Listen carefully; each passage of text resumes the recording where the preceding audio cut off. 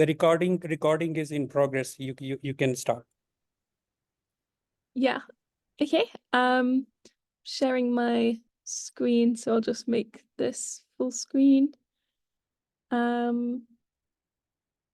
Okay, so can you see my slides okay? Yes. Yeah, great. Yeah, I'll get started then. And yeah, thanks for the invitation to come and speak. It's nice to be able to give this talk. So thanks for inviting me. And yeah, as you said, I'll just start with a bit more of an introduction about myself, what my background is. So yeah, sorry, just moving around the layout a bit. Yeah, so yeah, I've just put the links to various profiles on social media and my website on the side. And so I'm currently finishing my PhD at the University of Oxford, where I've been doing research in the foundations of quantum information science. So this has been theoretical research with some experimental collaborations, looking at things like thermodynamics and paradoxes on to do with quantum mechanics. And then alongside that, I've done various work with the quantum computing industry. So a while ago, I did an internship with a quantum software company called Riverlane, where I made this Raspberry Pi quantum computing lab. You may have seen these Raspberry Pi computers, and it was a simulation of a quantum computing lab. And then more recently, I've been working with IBM Quantum, and I made this series of videos resolving quantum paradoxes using quantum computing, in particular the Qiskit programming language. So I'll talk more about all of about quantum computing properly later. I've also done various things to do with public engagement. So there was a 3-minute video competition for high school students. Their videos are all on YouTube now, to do with quantum science and technology, if you're interested. And I've written a paper about quantum thought experiments as an educational tool related to these videos. And I now do various things with YouTube. I recently started a Quantum Foundations podcast on my own personal YouTube channel. And I've written some articles for Physics World magazine as well. So that's the summary of my background. And so today's talk, I'm going to talk about quantum computing. And I think a nice way of explaining the state of quantum computing today and understanding the implications of this technology is to kind of work through the timeline of quantum computing and how it's progressed from where it originated from all the way to what's happening now, and then to what we should expect for the future. So I'm going to start by talking about the origins of quantum computing. So it kind of started with this idea of quantum mechanics having these strange properties. Then we figured out that it could be useful for some simulations, which I'll talk more about. And we found that some tasks need quantum computers to be done efficiently, and they could be done more efficiently than certain tasks could be done more efficiently on computers based on quantum mechanics than ones based on classical mechanics. And then we discovered that for certain problems, they can be much more efficient. And then I'll talk about the challenges we face with quantum computing. So there's a problem of noise that I'll talk about. There was a discovery that it could actually be overcome in theory. So this meant that we could, in principle, build quantum computers. And then we've got to the point now where our best classical computers are struggling to simulate what we've done with quantum computers as we've been building them. And we've done some experiments to show that we can overcome this problem of noise on a small scale as well. And so what we look for in the future is seeing quantum computers give an advantage over classical ones for a useful problem. That's not been done yet. That's something we're aiming to do. And also creating large-scale quantum computers that don't have this problem of noise that I'll talk about, and they're called fault-tolerant quantum computers. So don't worry if this doesn't make much sense right now. We'll revisit it at the end as we work through this timeline to understand quantum computing. So let's start at the beginning, the origins and how it works. So before we talk about quantum computing, we need to talk a bit about quantum mechanics. So quantum mechanics is the theory of how systems interact fundamentally. We know that we can't use classical mechanics to describe how particles work, for example. We need to use quantum mechanics. So this theory was developed and shown by experiment that everything has to behave quantum mechanically. But then there are some strange implications of this. So I'm going to just mention two of them. So one of them is demonstrated by the Schrödinger's cat thought experiment. So this is a thought experiment where when Schrödinger imagined a cat, so I have one with me here, imagined a cat in a box trapped with a radioactive atom and a vial of poison. So I've got that here. So what happens is this radioactive atom may or may not decay, and according to quantum mechanics, it can be in a superposition of having decayed and not decayed. Now, in the box, if it decays, it will cause the hammer to smash the poison and kill the cat. If it doesn't decay, then the cat will stay alive and it won't do anything to the poison. And if we describe everything in this box using quantum mechanics, then it implies that the cat actually joins in the superposition that this radioactive atom can be of being decayed and not decayed. The cat can also be in a superposition of being dead and alive.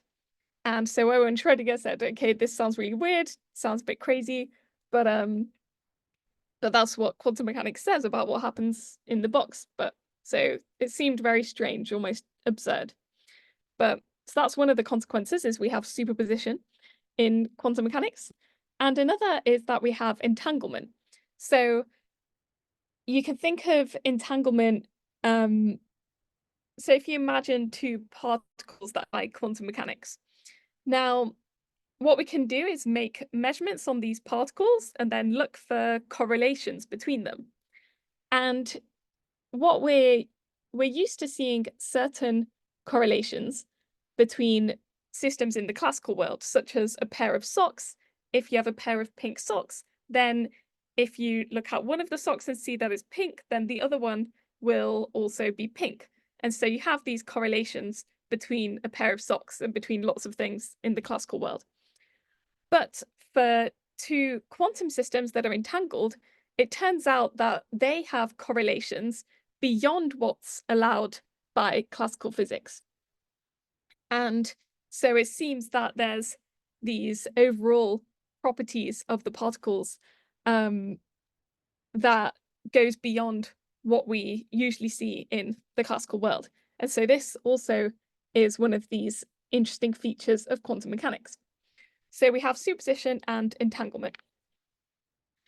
Now, how do we get to quantum computing from quantum mechanics? Well, there's two kind of origin stories of how the idea to do quantum computing came about. One of them comes from Richard Feynman. So he, during a lecture, he kind of presented this idea that, okay, we know quantum mechanics is what we need to use to describe how particles interact on a chemical level, to understand chemistry.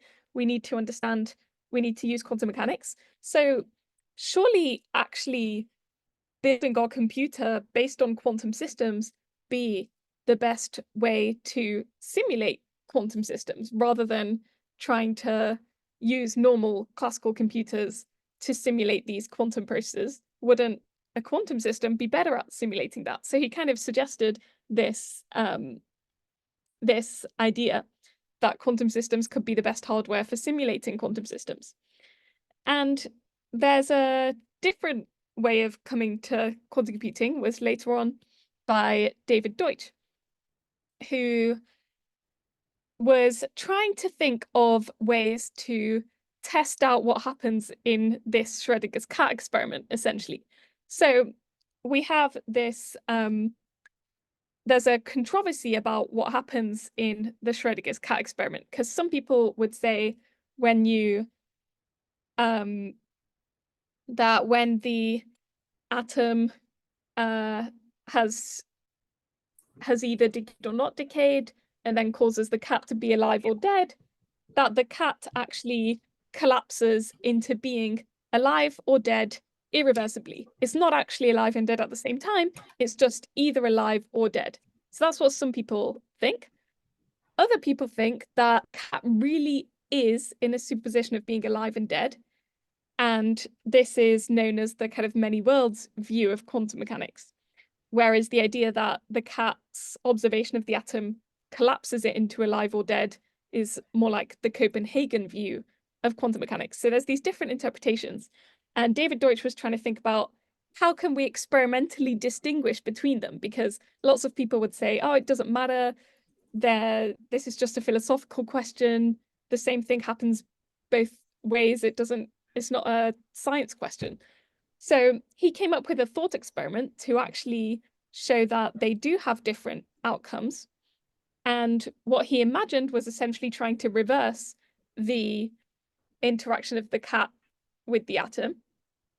And then if you reverse it successfully, then that means that supports the many worlds view, that it was dead and alive.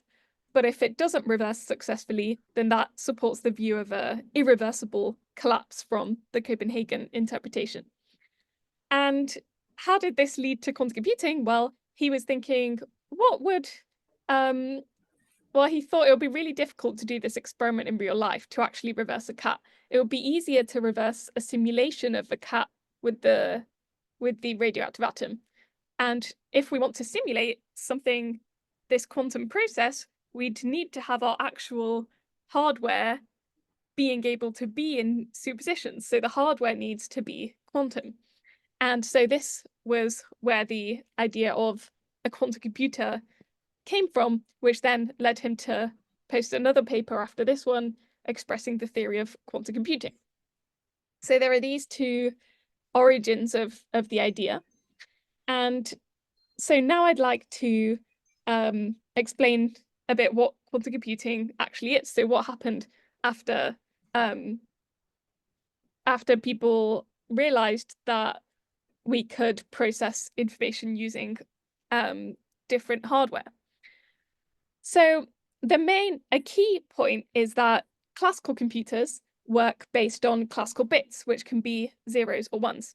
So I like to think of these using a coin. You've got heads and tails, and as long as you have a system that can be in one of two states, like heads or tails, then it can be a bit, and you can use it to code your classical computer. Now, the difference with quantum systems is that when you have control over a quantum system, it behaves as a quantum bit. So that means it can be in the zero state. So I'm using a sphere to visualize this. So the top of the sphere is the zero state. The bottom of the sphere is the one state. And any other point on the sphere is a combination of 0 and 1, which is one of these superpositions that we've been talking about. So if it's on the side of the sphere, then that's like this superposition of the cat being dead and alive, but instead we're doing a superposition of 0 and 1. And then when you measure this qubit, you'll only ever see 0 or 1 as an outcome, but you'll see it with some probability, which depends on where it is on this sphere. So if it's closer to the 0, you'll have a higher probability of seeing 0. If it's closer to the 1, you'll have a higher probability of it being a 1 when you look at it. And when you observe it, you'll see that it essentially gets projected into either the 0 state or the 1 state. So it becomes that state when you do a measurement. And I like to think of it in terms of the coin that with the qubit, we don't just have heads and tails. We have heads at the top, tails at the bottom, but we also have this superposition state is like the coin spinning, because it's like the state where it's both sides at the same time. And so that's what having quantum control over a system lets us instantiate information using qubits instead of just bits. And what quantum computers do is quantum computers are built out of these qubits. And so so it's useful to think about what quantum computers are actually doing to these qubits. So we're used to classical bits where you can flip from 0 to 1 and 1 to 0. And you can do that with your qubit as well. You can apply something called a quantum gate, which flips it from 0 to 1, 1 to 0. But because we're working with qubits, not just bits, there's more gates we can do. One of them is called the Hadamard gate. And what this does is it takes your 0, your heads state, and puts it into this superposition of 0 and 1. So that's another gate you can do. And these single qubit gates are like rotations on this sphere, so you can understand them all using the sphere. Okay, so we've just looked at just having one qubit, but on an actual computer, we're going to have lots of these. So what can we do when we have lots of them? We can let them interact.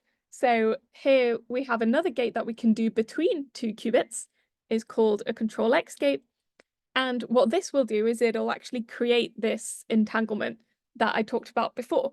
So if we have two qubits, then we can do this gate to let them interact, and then they'll become entangled, which means that they're correlated in this super strong way that's beyond what you can do with classical bits. So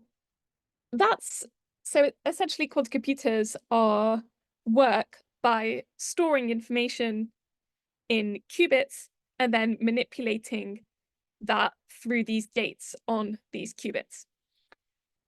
So that's the essential idea. But then what was quite exciting was when David Deutsch came up with this algorithm, which was the first algorithm which shows how a quantum computer could achieve something in less steps than a classical computer. Because if it turns out that we need the same amount of steps to do everything with classical computers, then what's the point of switching to them? So this was very exciting, and this algorithm was improved by Richard Josser, so it's the Deutsch-Josser algorithm. And we don't need to worry about the details right now, but I just wanted to give you the idea. So the idea is that we have this question we want to answer. So mathematically, the question is the function fx constant or balanced? I'm not going to go through what that means. We don't need to worry about that. The main point I want to get across is that using a classical computer, you would need to run an algorithm twice to figure out the answer. You need 2 steps. Whereas using a quantum computer, you can find out the answer with just 1 step. And this is a diagram showing the quantum circuit of how you implement it. So these are quantum gates that we saw before, the Hadamard that you saw, the H gate. And then a measurement is what this represents over here. But details of the circuit, but the point is that this circuit enables us to do something in 1 step that would take 2 with a classical computer. So this was very exciting because it shows that quantum computers can do some things in fewer steps than classical. Now, at this point, people thought, oh, okay, well, this is kind of neat, but, does it actually matter for anything? Is there going to be any useful problems where we get this speed up of quantum computers over classical ones? And that's when Shor's algorithm comes in. So Peter Shor came up with an algorithm for solving a problem much more efficiently with quantum computers than classical computers, and it's a very useful problem. So in particular, the problem is taking a large number and then splitting it into its prime factors. So this is a mathematical problem that's very difficult with a classical computer, it takes a very long time. And so usually it's easy to multiply the prime numbers to make the large number, but it's hard to factorize it back into those numbers with a classical computer. And this is the basis of a lot of our security online, is based on encryption that uses the fact that this reverse process is really difficult for our security, for online banking and lots of other online security. So then Peter Shaw comes along and says, actually, there's a quantum algorithm that could do this factorization process efficiently, much faster than a classical one. And if we were able to do that, then actually all of the encryption that our security is based on right now would be broken. It wouldn't work anymore. So this was actually, on the one hand, exciting because it shows that there's useful problems for which quantum computers are potentially much better than classical ones. So that got everyone excited. But it also got people maybe concerned that what if someone actually builds a quantum computer and then they can break all the cybersecurity that we've got? And so just to address the question of should we actually be worried that someone's doing this, it's actually, it turns out that the quantum computers that you'd need to implement this algorithm have to be really, really good. You need really big, really amazing quantum computers to be able to do this. And they're probably in the very far future, especially compared with the other applications for quantum computers that we're currently trying to work towards that I'll tell you more about later. So, so essentially it seems that we don't need to worry about this right now because, as I'll explain, quantum computers are so difficult to build that making these amazing ones that can do this is in the very far future. But people are trying to prepare for that future by replacing encryption methods with ones that are robust to attacks from quantum computers as well as classical computers, and that's called post-quantum cryptography. So people are working towards this at the moment. So now I'll move on to explaining some of the challenges and progress in actually trying to build these computers. So how do we actually make a qubit? Because I've only described it on this abstract level of the zeros and ones. What about physically? How do I make one?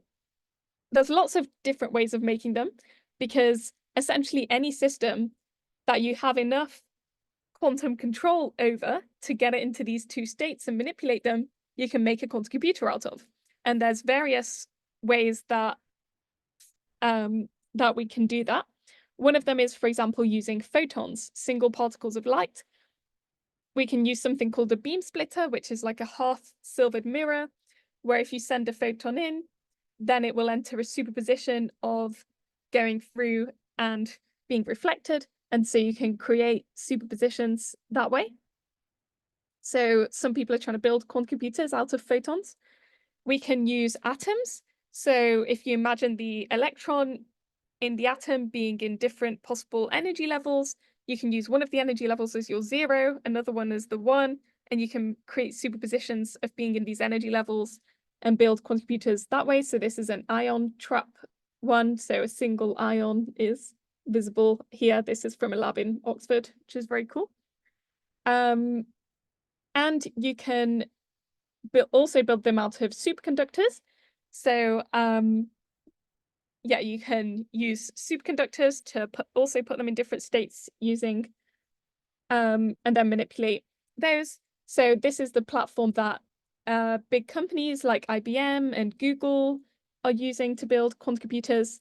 And there's also lots of startups and lots of academic labs that are working on all of these implementations and other ones as well that I haven't mentioned. So there's lots of different implementations that people are working on. They have different pros and cons, different challenges to building them, to scaling them up. And there's a very, no one really knows what will turn out to be the best way of building qubits in the end. It might be that different ways end up being better for different applications, but at the moment, everyone's trying to pursue all the promising ones as much as possible. So why is it so difficult to build a quantum computer? Well, the problem is that this quantum state on the sphere is very fragile. So if I've got this superposition state, ideally, I want to let all my qubits interact and then measure them at the end, see what the outcomes are. But they're constantly being interacted with by the environment with things out of my control.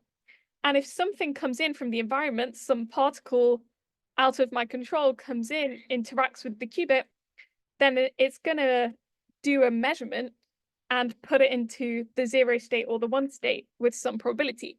So it's going to destroy my superposition state, and then I'm not going to get the nice outcome that I want because I won't have had the nice interaction between the qubits because they'll all have become either 0 or 1.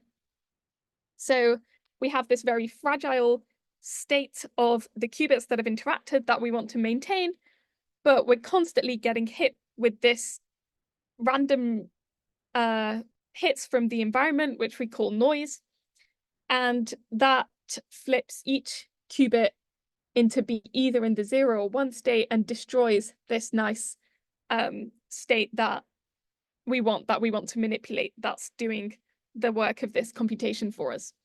So that's the challenge, is that we have noise constantly trying to attack our qubits.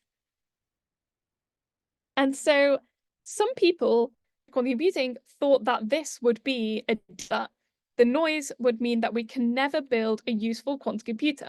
And the reason for this is that they said, as we add more and more qubits, we're going to get more and more noise.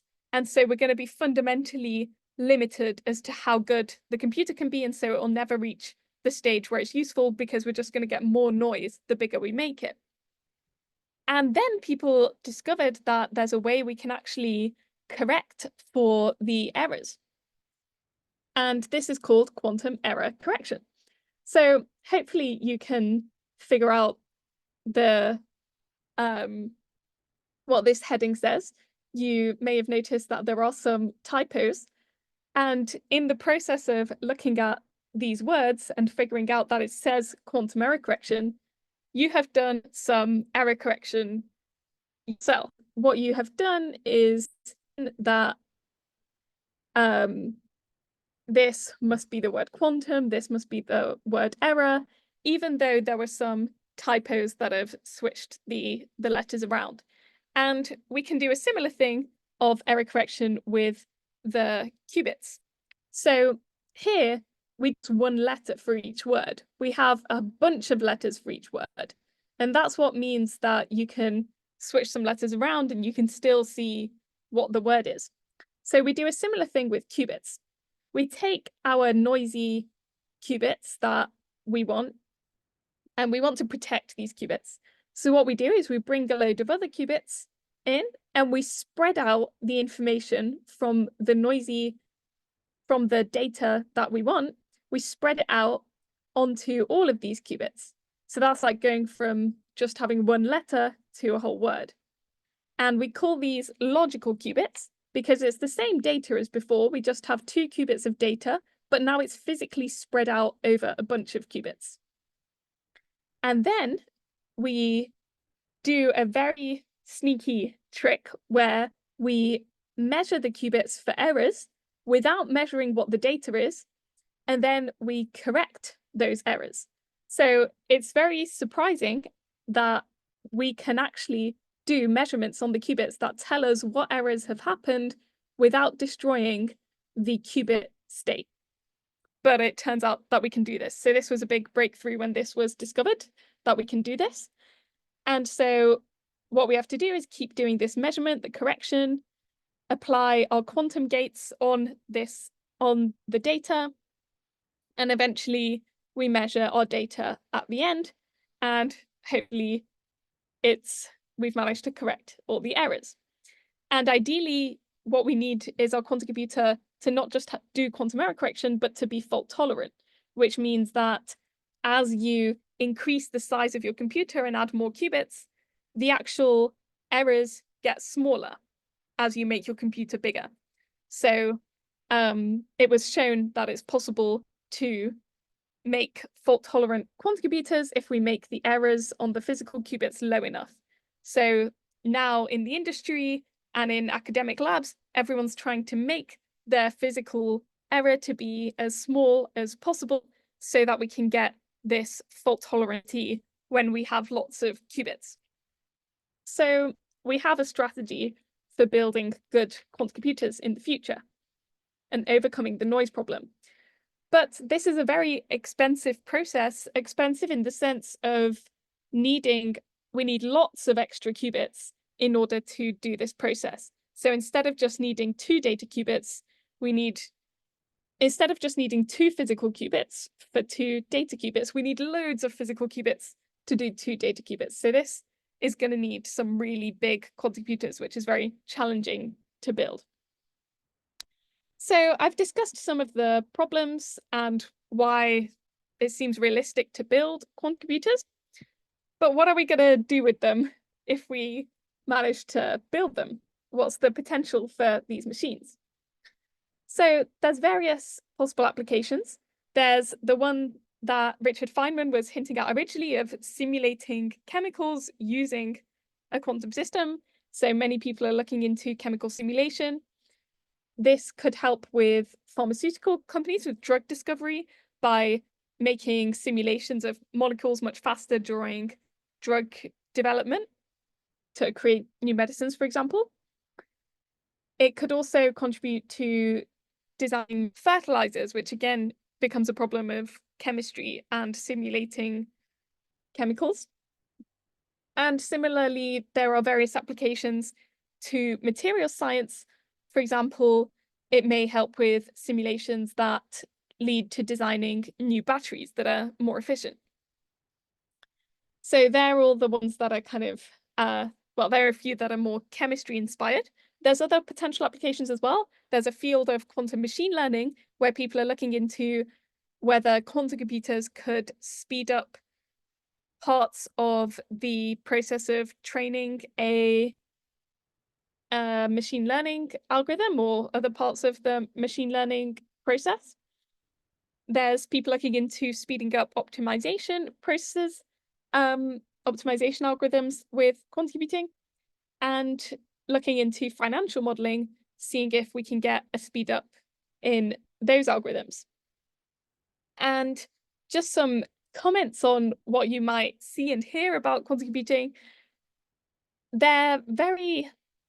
There's lots of potential applications in a really wide range of industries, and it's really cool that they have all these potential applications. But something to look out for is there's a lot of hype around quantum computing, and sometimes this leads to certain publications or promotions saying things about quantum computers that are very hyperbolic and might not really reflect what they'll actually do. So if you see claims that they will cure cancer or solve climate change, that's not something that will happen anytime soon unless we have some rapid new breakthroughs.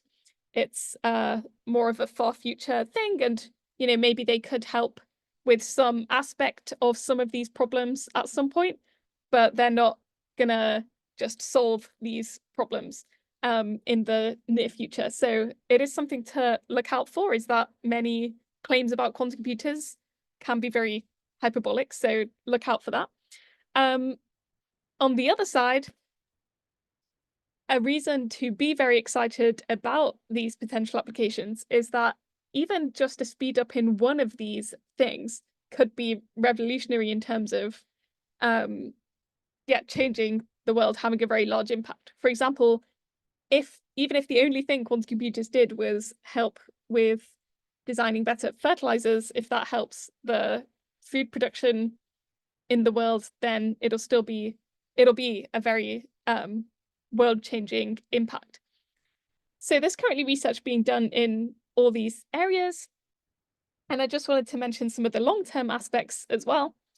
So the ones I mentioned before are the more, I guess, what we're working towards in the near term is trying to create these quantum computers for these applications first. In the long term, if we had these really good quantum computers, then it would actually be able to break the encryption problems that I mentioned. So hopefully we've switched to post-quantum encryption by that point. Maybe we could actually run this test that David Deutsch was imagining of trying to have an observer measuring a qubit and then trying to reverse that measurement. For that, we'd first need to have some theory of how we could actually simulate an observer on a computer, which we don't have yet. So that's why this is a very long-term idea, but we could definitely do more and more complex simulations and try and reverse measurements and see how that works. And I think, as we've seen with classical computing and with technology in general in history, is that there will probably be many unexpected applications that we don't know yet. So one of the exciting things is just to see what applications we end up discovering in the future as our quantum computers get better and we start playing with them more and using them. So I think there's lots to come in this mysterious aspect of human innovation using this technology. So some aspects of the quantum landscape at the moment is right now we have noisy quantum computers. So we've using the various platforms I mentioned, we have quantum computers with a few qubits. They range from the tens to even 1,000, but they're all noisy. So that's the difficulty there. But we do actually have quantum computers right now.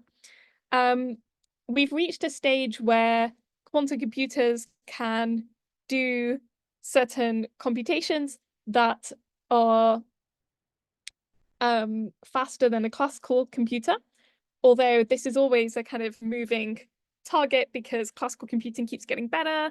So then the quantum computing needs to keep getting better to stay ahead of it. And so this is a kind of constantly moving target, but we have reached that stage. We have had initial demonstrations of the quantum error correction that I mentioned, and fault tolerance, showing that adding more qubits will keep the errors low. So various different implementations have shown different aspects of this error correction process. And the timescale for the computers to become useful is honestly very unknown right now. So you'll hear some people say in 3 years they'll have done a useful application. Others will have a much more long-term view. They'll think we need the fault-tolerant ones, which are going to take a very long time to get them good, and that will take a lot longer. So there's a whole range of predictions about how long it will take, and ultimately no one knows. So at the moment, there's a kind of global race where you have universities, governments, tech giants, startups, and they're all working on different approaches on different aspects of quantum computing, working together, collaborating, competing, trying to build useful quantum computers. And so you'll hear these terms like NISQ is these noisy current scale quantum computers, and there's fault tolerant is these ones that use the quantum error correction. So there's these two different types. Another aspect of the quantum landscape is you've got people working across the quantum computing stack. You've got people working on software, hardware, the control systems in between, and this error correction theory and coding it and everything.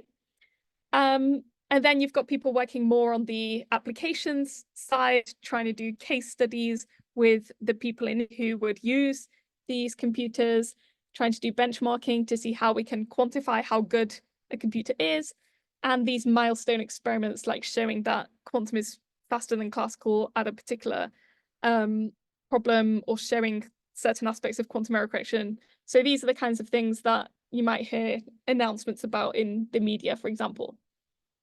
So outlook on the future, hopefully we'll see the first useful applications in the coming years. That's the race is to the first useful applications at the moment. That's kind of what everyone's trying to get towards.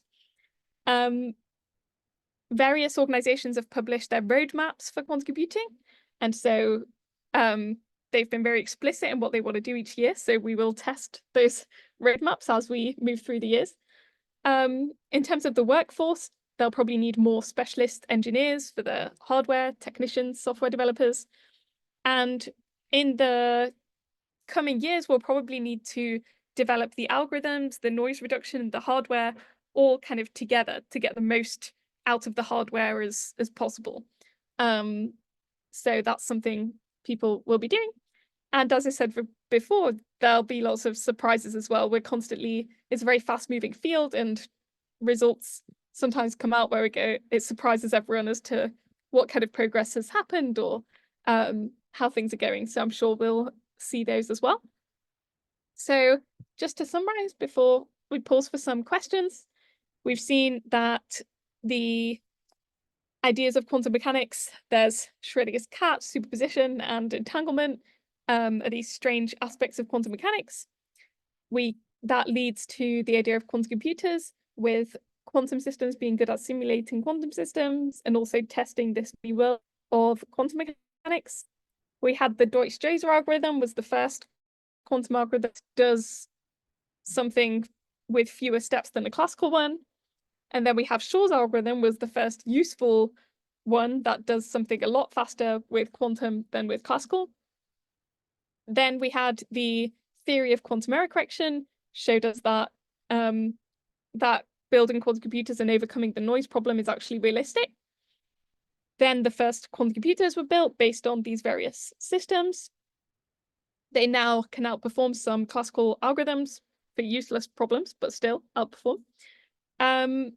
And we've reached the level where we have some platforms have over 1,000 physical qubits, and some other platforms have implemented the initial demonstrations of error correction.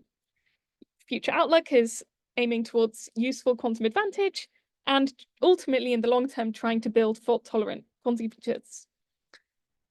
So I hope that was interesting. Happy to take any questions now, and I've also put a list of various resources that might be interesting if you want to find out even more about quantum computing. So yeah, thanks for listening. Yeah, so thank you very much, Maria. Very insightful, thoughtful, grounded, and to the point. My request from the audience, you can ask your question in the chat. You can even come off on the mic and you can ask directly from Maria. But Maria, my first question is regarding the basics of quantum mechanics. So as we know, there are many interpretations of quantum mechanics, the Copenhagen interpretation, the many world interpretation. There are so many. Which one is your favorite and why? Nice question. My favorite is the many worlds interpretation. So that's because when we apply, so essentially the logic is saying that if you apply quantum mechanics, let's say, if quantum mechanics applies to the particles that make everything up, then it should also apply to large objects. So this cat is made of atoms and particles, and I know that I have to describe them using quantum mechanics. So I should describe the entire cat using quantum mechanics.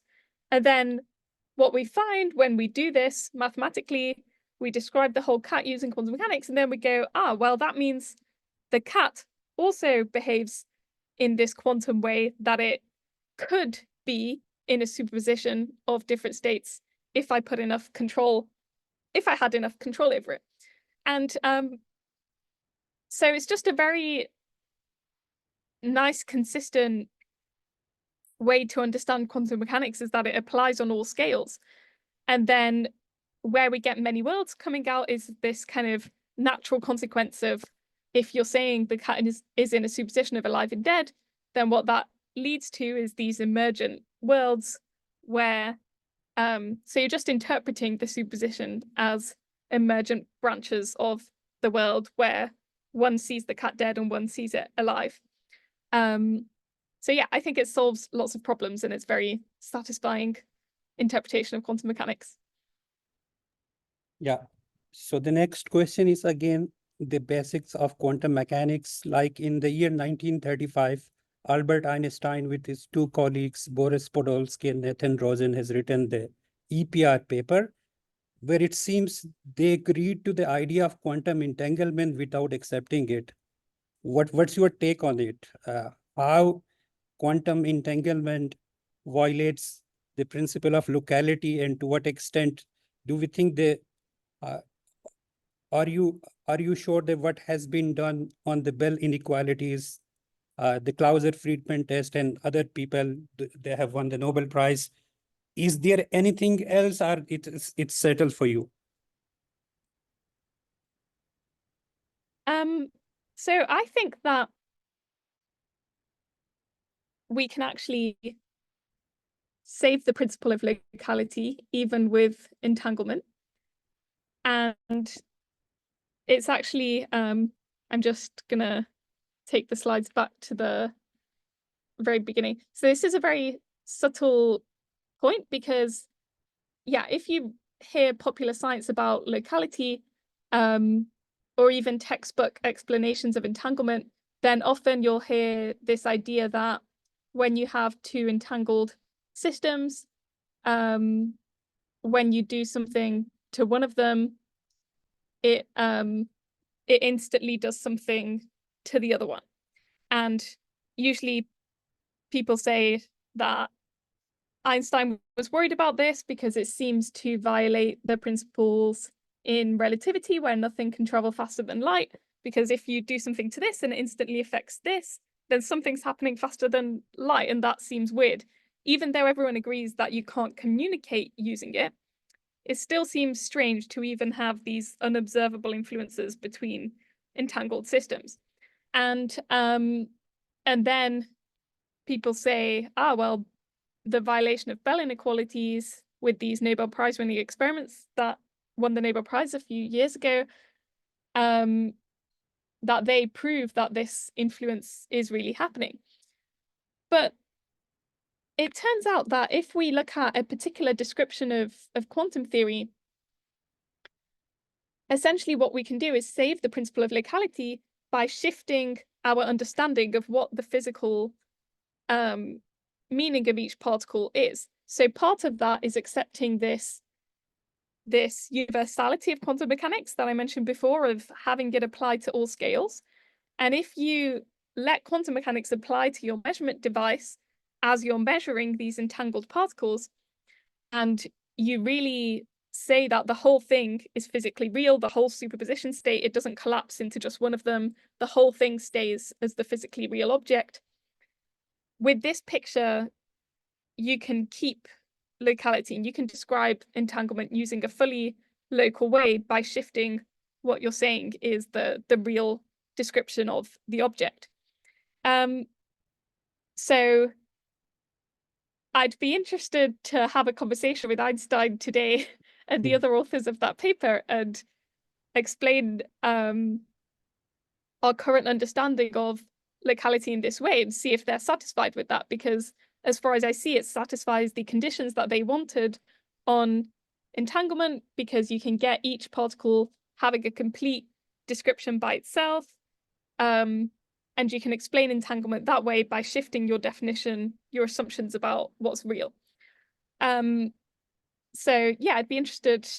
As far as I see, we have a satisfying local explanation, although I will say that this is still debated in the community. Lots of people in the quantum information community don't see entanglement this way. They don't use this picture. And so that's why I made it the topic of my first episode on this Quantum Foundations podcast. So in this episode, I have a detailed discussion with my colleague Nisetu explaining these issues of locality in detail. So if anyone's interested, there is that as well. Yeah, so there is a question from Majid. He's asking, what is the difference between physical qubits and logical qubits? Yeah, good question. So let me skip back to the slide on those. So yeah, very good question.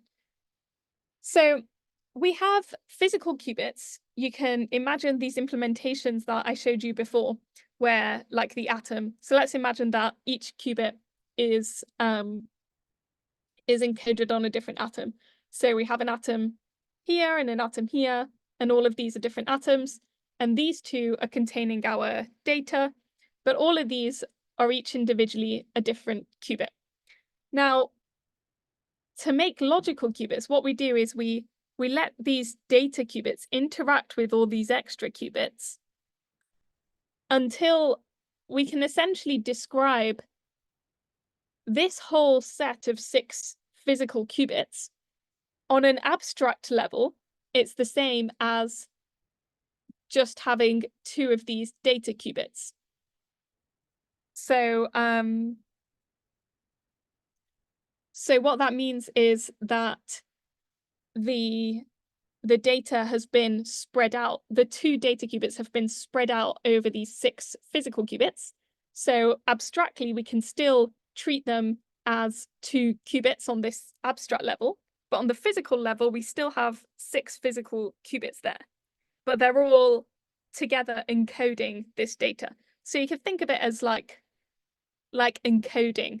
So we take these 2 physical qubits, we encode that information across all these 6. And so now we have the 2 logical qubits encoded on these 6 physical ones. Yeah, so I hope that makes a bit more sense. Yeah, so next question is from Sarfaraz. He's asking fundamentally about the practical applicability of quantum computers. Where do you see, as you mentioned, maybe in simulation, maybe in quantum sensing, maybe in quantum communication, where do you see the practical applicability? And follow-up question from me is, there was an announcement from Google in 2019 through the Singapore quantum computer, they claim that they have achieved the quantum supremacy. What does that mean? Can you please explain that? Was that anything practical, or just it was not that much practical? So I would be interested to have your point of view on that as well. Yeah, the quantum supremacy experiment was nothing practical. It was a completely useless problem. But so that milestone was trying to reach the point of a quantum computer solving some problem faster than a classical computer.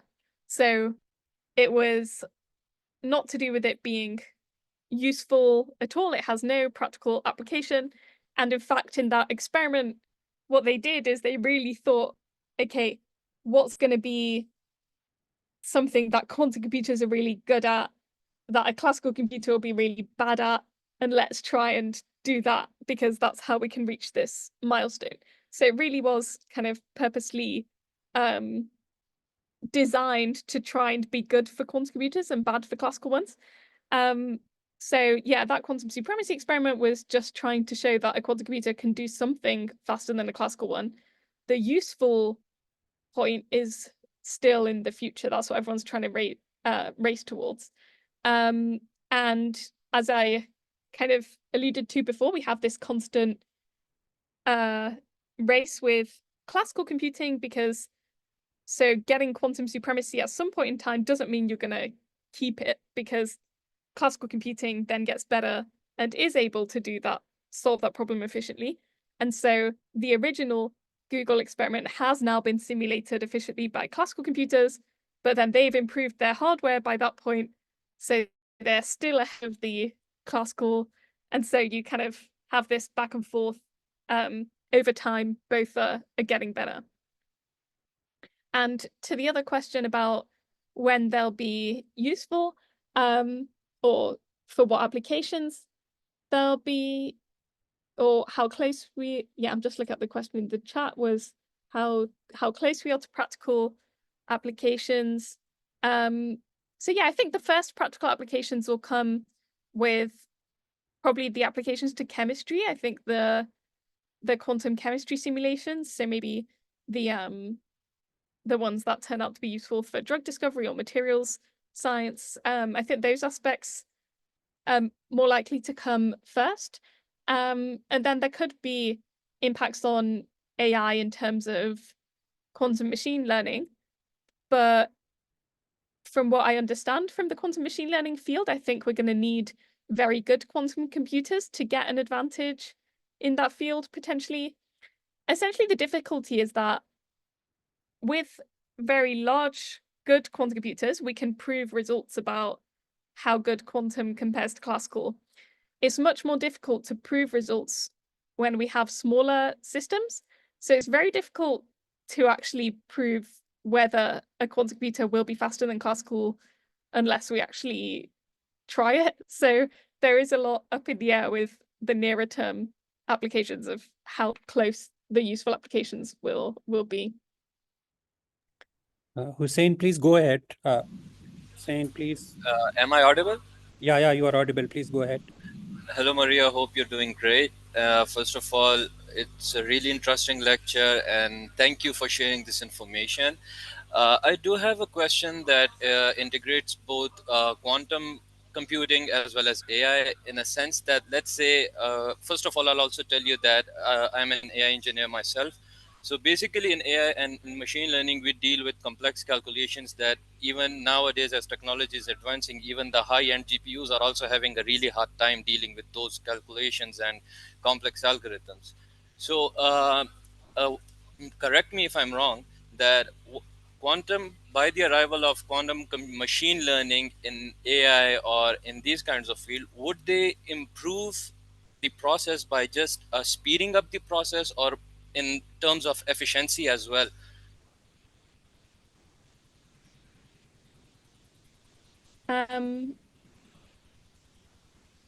So do you mean efficiency? By efficiency, I mean like Efficiency in... By efficiency, I mean like, would the models be even more powerful if we developed them using quantum computing instead of classical computers and the GPUs and stuff? Mhm. Yeah, so I guess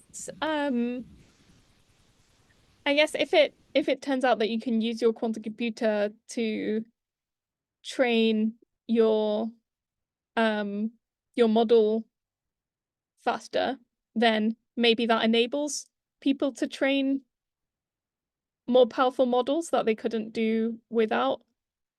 So it might it might be able to create more powerful machine learning algorithms in that way. Yeah.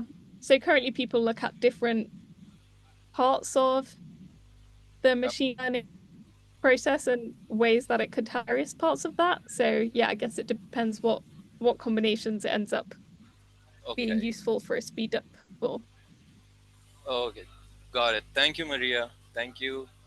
So, Maria, there is Yeah, another thanks question. for the question. So, Maria, can you take a few more questions, or you are running out of time? I can take a few more questions. Okay, so this would be, I think, the second last question. Someone is asking about Shor's algorithm. Can you please explain that algorithm?